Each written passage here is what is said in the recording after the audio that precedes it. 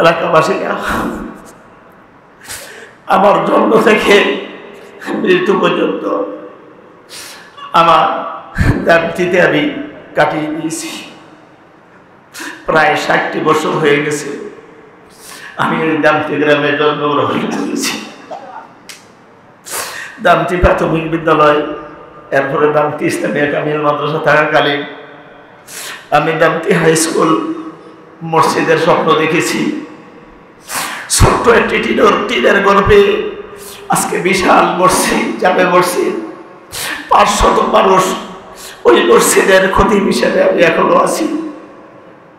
2017 সালে মসজিদের নামিরার পাশে আরাফাতের ময়দানে অবস্থান করার পরে আমার একটা স্বপ্ন হয়েছিল যে আমি যদি কোনোদিন মসজিদ করতে পারি, আল্লাহ আমাকে সুযোগ দেয়, আমি ওই আরাফাতের প্রান্তরে নবী মুহাম্মদ সাল্লাল্লাহু আলাইহি সাল্লাম ছতবা দিয়েছিলেন সেই মসজিদের নাম মসজিদে নামিরা, আমি এটার নামকরণ করব।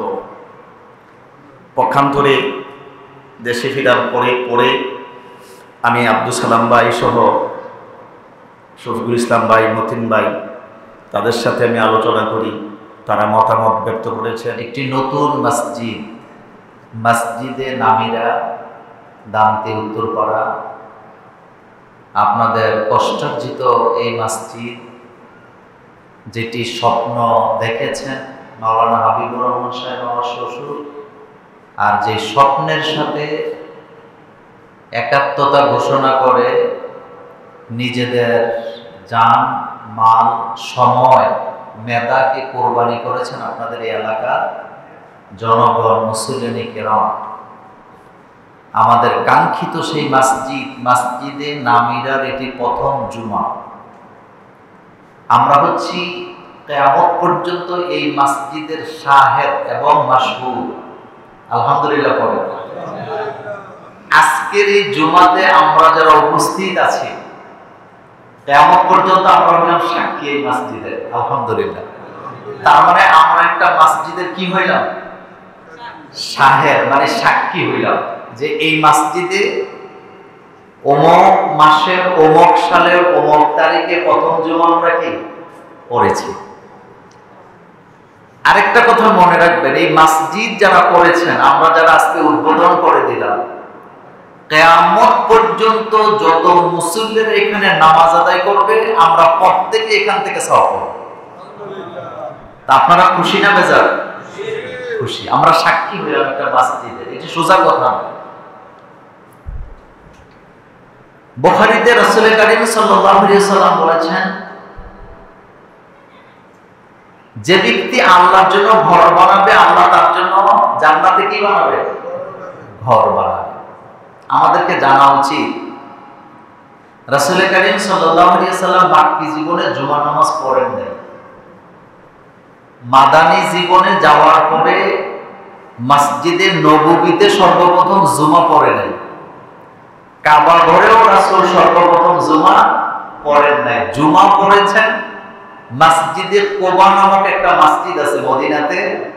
আল্লাহ রাসূল বলেছেন, যে ব্যক্তি শনিবার দিন মসজিদে কোবায় ভ্রমণ করবে, 2 রাকাত নামাজ আদায় করবে, আল্লাহ তাকে একটা উমরা হজের সওয়াব দান করে দেবে। এই মসজিদে আপনারা যারা হজ করছেন, উমরা করছেন, গেছেন, মসজিদের নাম কি বললাম? মসজিদে কোবা। একটা জায়গা, সেখানে রাসূল সাল্লাল্লাহু আলাইহি ওয়াসাল্লাম সর্বপ্রথম জুমা পড়েছেন। আরেকটা কথা, চমৎকার কথা, সেটা হলো এতদিন এই মসজিদে আযান হয়েছে, নামাজ হয়েছে, সওয়াব হয়েছে, কিন্তু আজকে জুমার নামাজ পড়ার কারণে, অর্থাৎ এটা জুমার নামাজে পরিণত হওয়ার কারণে, জুমা মসজিদ করার কারণে আজকে থেকে এই মসজিদের নামাজ পড়লে আগে যে সওয়াব পাইতেন তার চেয়ে 27 গুণ বেশি সওয়াব পাবেন। খুশি না বেজার? আগে পাইছেন, কিন্তু এখন পাইবেন তার চাইতে কি? এই জুমা থেকে, আসর থেকে শুরু হবে আর এটা কিয়ামত পর্যন্ত চলবে। তা আজকে আমরা যারা উপস্থিত হয়েছি আল্লাহর দরবারে দোয়া করব, আল্লাহ তোমার একটি ঘরের মসজিদের জুমার নামাজ উদ্বোধন আমরা করেছি, এই উসিলায় তুমি আল্লাহ আমাদেরকে দয়া করে মাফ করে দাও। এখন আমরা জানবো কোন মসজিদে নামাজ পড়লে কত বেশি সওয়াব হয়, সবচেয়ে বেশি সওয়াব হয়, এই কথাটা আগে জানি। প্রথম কথা হলো, পৃথিবীতে প্রথম মসজিদ হলো কাবা। বলেন কি? কাবা। দ্বিতীয় মসজিদ হচ্ছে বাইতুল মুকাদ্দাস। কাবাকে তৈরি করার 40 বছর পরে বাইতুল মুকাদ্দাস তৈরি করা হয়েছে। আর মসজিদের নববী তৈরি করা হয়েছে রাসূল সাল্লাল্লাহু আলাইহি ওয়াসাল্লামের হিজরতের পরে। রাসূল করিম সাল্লাল্লাহু আলাইহি ওয়াসাল্লাম সুনান মুসলিম শরীফের হাদিসে বলেছেন, যে ব্যক্তি কাবা ঘরে 1 রাকাত নামাজ আদায় করবেন, আল্লাহ পাক তাকে 1 লক্ষ রাকাতের সওয়াব দান করে দিবেন। বলেন কত লক্ষ? সোজা কথা নয়। আমাদের দেশে কিছু হাজী সাহেব আছেন, তারা একটু অলস, মানে উমরা করতে যাইয়া, হজ করতে যাইয়াও জামাতে নামাজ পড়তে চায় না, মানে অলসতার কারণে। অথচ একবার চিন্তা করি না যে কাবা ঘরে 1 রাকাত নামাজ পড়লে কত লক্ষ? 1 লক্ষ রাকাতের সওয়াব পাওয়া যায়। সুবহানাল্লাহ। এই সুযোগ টাকা থাকলে সিঙ্গাপুর, ইউরোপ যায় লাভ নাই, মক্কা মদিনা যাওয়া দরকার। কারণ মক্কা মদিনায় গেলে নিজের জীবনের আমলকে পরিবর্তন করে দেয় আল্লাহ পাক। তাহলে কাবা ঘরে 1 রাকাত নামাজ পড়লে কত রাকাত সওয়াব পাওয়া যায়? 1 লক্ষ। আর মসজিদে নববী যেটা রাসূল সাল্লাল্লাহু আলাইহি ওয়াসাল্লামের মসজিদ, সেখানে যদি নামাজ পড়ে, কোন কোন বর্ণনায় আসছে 50,000, 1 রাকাতে 50,000 সওয়াব পাবে। কোন কোন রিওয়ায়াতে আছে 1000 গুণ বেশি সওয়াব আল্লাহ দান করবে। 1000 গুণ, সোজা কথা না, 1000 বলা হয় না, 1000 গুণ বলা হয়েছে।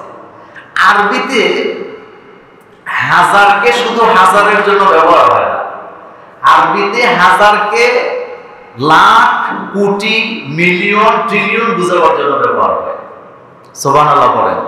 তার মানে মসজিদে নববীতে পড়লেও সওয়াব সংখ্যা অনেক বেশি। এরপরে যে ব্যক্তি মসজিদে আকসা অর্থাৎ জেরুজালেম, যেটা ইহুদিরা দখল করে রাখছে, ওখানে যারা নামাজ আদায় করবেন 1 রাকাতে আল্লাহ তাদেরকে 500 রাকাতের সমান সওয়াব দান করবে।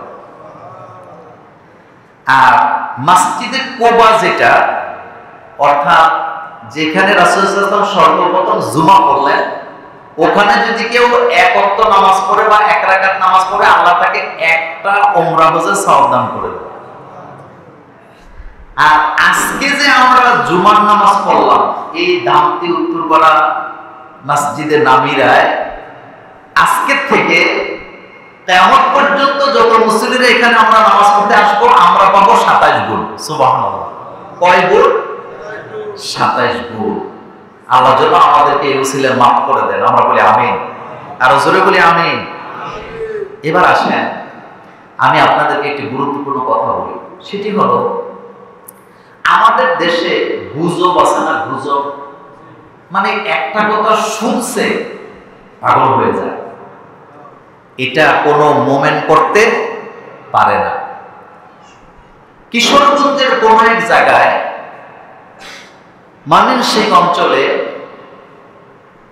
কেউ একজন প্রচার করছে যে ওই বিলের মধ্যে গোসল করলে চর্মরোগ ভালো হয়ে যায়। আপনাদের মনোযোগ আছে তো? কি ভালো হয়? চর্মরোগ। এটা শোনার পরে এলাকা না, শুধু বহু দূর দূরান্ত থেকে মানুষেরা গাড়ি টাড়ি ভাড়া করে ওই বিলের মধ্যে নাইমা, বিলের যত আপনার আবর্জনা ছিল, কাদা ছিল, সব গায়ের মধ্যে মাইখা মাইখা পুরো বিলকে পরিষ্কার করে দিয়ে তারা নিয়ে গেছে। পরবর্তীতে জানা গেল যে লোকটা এটা ছড়াইছে ওই বিলের মধ্যে তার জমি আছিল, কিন্তু এত কাদা, এত ঘাস পরিষ্কার করতে পারে না, ফসলও করতে পারে না, যার কারণে সে এটা ছড়ায় দিছে যে এখানে যদি কেউ গোসল করে তার শরীরের কি বলা হয়? চর্মরোগ। আর আমরা বাঙালি ইমান বড়ই দুর্বল, নরবরে যখন শুনছে ওই বিলের মধ্যে গোসল করলে চর্মরোগ ভালো হয়ে যায়, হাজার হাজার লক্ষ লক্ষ লোক নারী পুরুষ যাইয়া ওখানে গোসল করে বিলও পরিষ্কার, বেটার কাম কি হয়ে গেছে, হাসিল হয়ে গেছে। আজকেও আমি কি সম্পর্কে আলোচনা করবে এ নিয়ে আমি একটু পরামর্শ চাচ্ছিলাম, না স্যার নাই। হক কথা বলতে গিয়ে মোল্লা নাজিম যেই হোক না কেন ছাড় দিবে না। ইমানের ক্ষেত্রে, ইসলামের ক্ষেত্রে এতটুকুই করতে আমরা সকলে কি হতে হবে, সচেষ্ট হতে হবে। আল্লাহ রাব্বুল আলামিন আমাদেরকে কবুল করুক, এই মসজিদে নামীরা কিয়ামত পর্যন্ত সকলে কবুল করুক। আর আজকে যারা মোল্লা নাজিম বলছে, আজকে যারা উদ্বোধনী জুমাতে হাজির হয়েছেন, কিয়ামতের ময়দানে এই মসজিদ আপনার পক্ষে সাক্ষী দিবে, এই জায়গা আপনার পক্ষে সাক্ষী দিবে। 8টা জায়গা, 8টা সাক্ষী আছে আপনার বিরুদ্ধে এবং আপনার পক্ষে। 1 নাম্বার সাক্ষী, যেই জায়গায় দাঁড়িয়ে নেক করেছেন, ভালো কাজ করেছেন, আর যেই কাজ পক্ষে সাক্ষী দিবে। আর যেই জায়গায় দাঁড়িয়ে খারাপ কাজ করেছেন, অপরাধ কাজ করেছেন, অন্যায় করেছেন, গুনাহের করেছেন, ওই জায়গা আপনার বিরুদ্ধে সাক্ষী দিবে। এটা হলো প্রথম সাক্ষী। যেই জায়গায় ইয়াউমাইজিন তুহাদ্দিসু আখবারাহা, সূরা জিলজাল। ইয়াউমাইজিন দলিল হইল যেই জায়গায় দাঁড়িয়ে গুনাহ করেছেন, ওই গুনাহ জায়গা আপনার বিরুদ্ধে সাক্ষী দিবে। যেই জায়গায় দাঁড়িয়ে আপনি নেক কাজ করেছেন, ওই জায়গা আপনার পক্ষে সাক্ষী দিবে।